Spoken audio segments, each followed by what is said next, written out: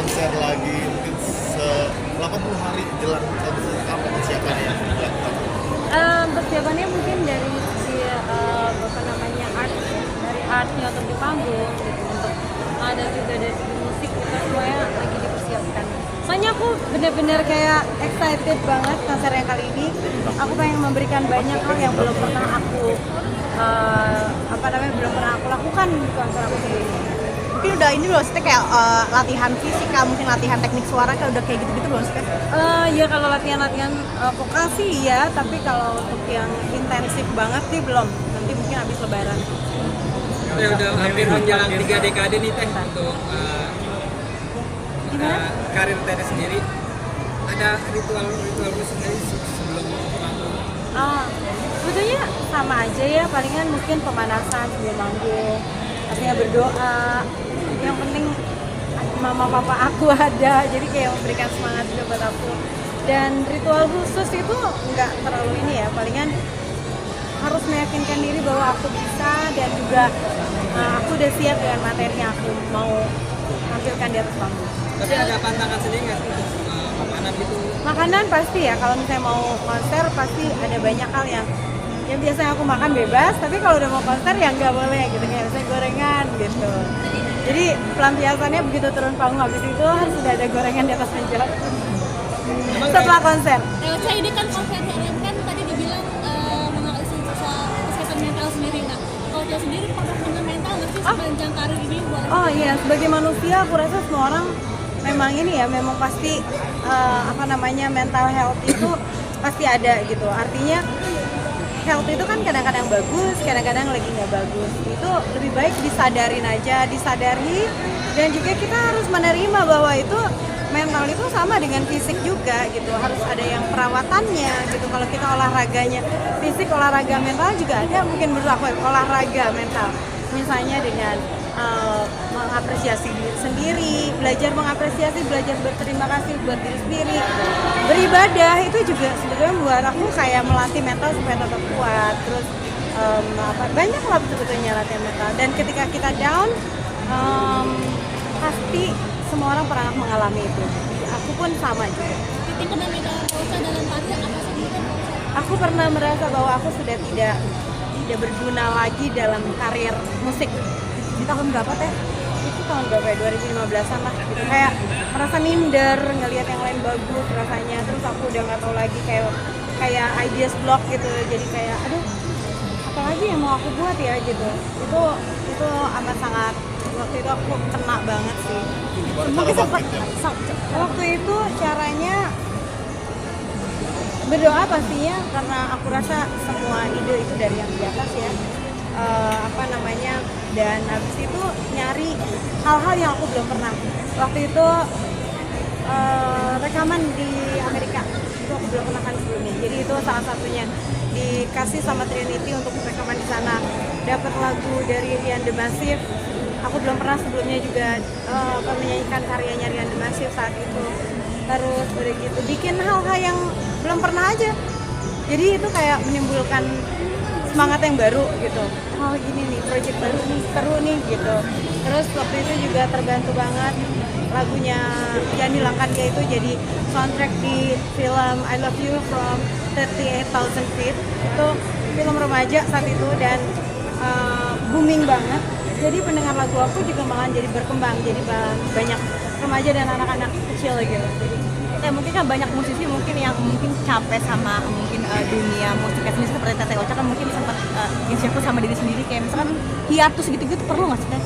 Itu terus pulang lagi sebetulnya sama pribadinya ya. Ada yang menganggap hiatus itu perlu, ada yang enggak juga. Tapi mungkin hiatus itu kan dia artinya kan dia break dulu. Break tidak membuat sesuatu yang produksi, misal produksi rekaman, tapi bukan berarti dia diam saja. Pasti biasanya kalau musisi hiatus, biasanya dia lagi kayak semedi untuk dapetin lagu-lagu baru yang bakalan keren-keren, yang mereka mempersiapkan untuk next. Tapi Teteh sempat begitu nggak sih Teh? Enggak kayaknya. Aku justru kalau misalnya palingan aku istirahatnya paling sebulan gitu. Itu udah paling lama. Betul. Betul sekali. Kita sudah mempersiapkan performing ada pencipta lagu? Oh, kalau aku alhamdulillah dari dulu memang karena konser aku juga yang buat adalah kita ya promotornya Inspire sendiri. Jadi copyright dari dulu memang selalu dibayarkan melalui LMKN gitu karena kita mengikuti undang-undang yang berlaku aja gitu dan setiap konser aku insya Allah sudah lunas untuk membayar itu semua. Untuk yang upcomingnya itu pasti aku akan memastikan juga akan seperti itu juga. Tapi sebetulnya kalau menurut aku memang selalu ada di balik sebuah masalah itu pasti akan ada right side of it gitu ya. Contohnya misalnya aku juga jadi lebih care lagi juga untuk bertanya sama pencipta lagu aku gitu, pencipta lagu yang membuatkan lagu buat aku tanya gimana bagaimana hak mereka, apakah didapatkan. Sebagian ada yang berkata bahwa mereka dapat juga dan sebagian ada yang berkata mereka ya nggak semaksimal itu gitu. Dan menurut aku penyanyi dan pencipta lagu itu memang satu perahu ya, artinya memang tidak akan mungkin ada lagu terdengar oleh publik tanpa ada penyanyi yang menyanyikannya.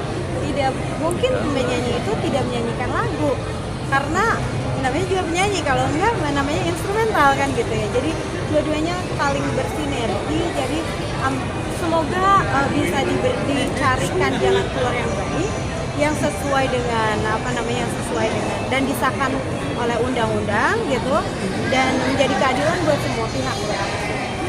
Dan 9 Maret hari ini apa yang musik harapan buat aku musik adalah salah satu bagian dalam hidup aku. Pastinya dengan musik aku bisa menjadi semangat, dengan musik aku bisa berkreasi gitu dan dengan musik aku bisa memberikan kontribusi kepada banyak orang.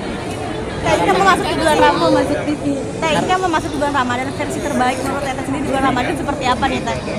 Gimana? Versi terbaik Teteh di bulan Ramadan itu seperti apa sih Teh mungkin yang dirasakan Di Ramadan ini ya senang banget, alhamdulillah bersyukur kita diberikan kesempatan untuk menjalankan ibadah puasa lagi ya. Dan kali ini aku ingin lebih banyak bermanfaat lah gitu. Kebetulan aku sama teman-teman aku di kampung halaman aku di Sumedang bikin namanya Warung Sawios, dulu Warung Sawios 2000-an. Jadi biasanya kita setiap hari ada menu buka puasa. Jadi, harganya tuh biasanya 15.000 harga paketnya, tapi kita jual hanya 2.000. Jadi memang setiap hari selama bulan puasa, insya Allah tahun ini juga berbulan yang sama dan itu senangnya banyak juga yang lain juga ikut saling menyumbang juga. Kenapa harus bayar? Karena supaya mereka juga merasa bahwa itu bukan minta-minta lah gitu. Jadi memang mereka mengeluarkan uangnya ditampung untuk membuat lagi buat hari esoknya lagi. Uang yang ditampung kita belikan bahan baku terus kita masak buat besoknya lagi. Ya harinya udah habis berapa? Cukup lumayan banyak kan, ratusan biasanya setiap harinya. Alhamdulillah, mudah-mudahan ini juga bisa ngajak buat teman-teman semua, ayo sama-sama mumpung di bulan suci ini kita bisa berbagi lebih banyak lagi buat orang. Ini terjun langsung ke sana atau gimana? Terjun langsung. Kebetulan aku sama teman-teman aku SMA sama keluarga aku lah, adik-adik aku ada juga dan banyak ibu-ibu di Sumedang juga yang memang jadinya ikut senang-senang ya, ada terutama misalnya kita ada uangnya kita beli di warung jadi kan kayak membeli dan membantu UMKM setempat gitu. Terus banyak juga anak-anak sekolah dulu yang jadi volunteer gitu, jadi mereka yang nungguin ngebagi-baginya gitu. Terus Udah ngajarin anaknya seperti itu nggak? oh iya, insya Allah lah, mudah-mudahan mereka melihat kan, anak itu biasanya melihat bagaimana orang tuanya. Mudah-mudahan kita sebagai orang tua memberikan contoh yang baik. Teh, kemarin sempat minum sebelum azan tuh Teh. Ceritanya Kok gimana tahu Teh? sih? Gimana tuh ceritanya Teh? Iya, iya. Emang nyebelin banget. Jadi, kok tahu sih? Jadi ceritanya kan biasa ya orang-orang suka punya azan di handphonenya ya kan, tiba-tiba berkumandang lah tuh azan. Aku yang sudah menanti-nantikan kan, udah standby gelas nih, langsung minum. Allah malah kagum tuh. Tahunya beda 3 menit sama 4 menit. Kenapa? Ini diterusin nggak? Ya, tadinya kan berhenti dulu, belum ada beneran. Itu dulu berapa menit, habis itu baru akan benerannya dari masjid. Ada digital ternyata lebih awal. Kayak mungkin seorang Rosa kan mungkin udah mau 3 dekade yang berkarya sendiri. Teteh sendiri kayak ngerasa umur berapa akan gantung mic atau seterusnya akan nyanyi terus? Buat aku tuh nyanyi memang tidak ada, karena musik itu kan ageless sebetulnya ya. Mungkin kalau yang hal yang bentuknya fisik itu ada certain age gitu ya. Tapi kalau musik itu ageless gitu. Jadi makanya lagu aku bisa didengerin sama anak-anak kecil, anak-anak muda gitu, dan ataupun yang lebih dewasa daripada aku gitu. Tapi aku belum kepikiran sih. Tapi mungkin pasti akan ada certain age aku yang mungkin aku slow down gitu, mungkin akan menjadi hal yang lain. Misalnya aku cuma menjadi seorang promotor untuk konser-konser musik musisi Indonesia gitu, atau mungkin aku lebih konsentrasi di belakang panggung, di belakang layar ya, kayak jadi produser musik ataupun jadi punya label kan, jadi mencari lagi rasa-rasa yang lainnya gitu. Yang paling penting adalah nggak berhenti untuk semangat berkarya.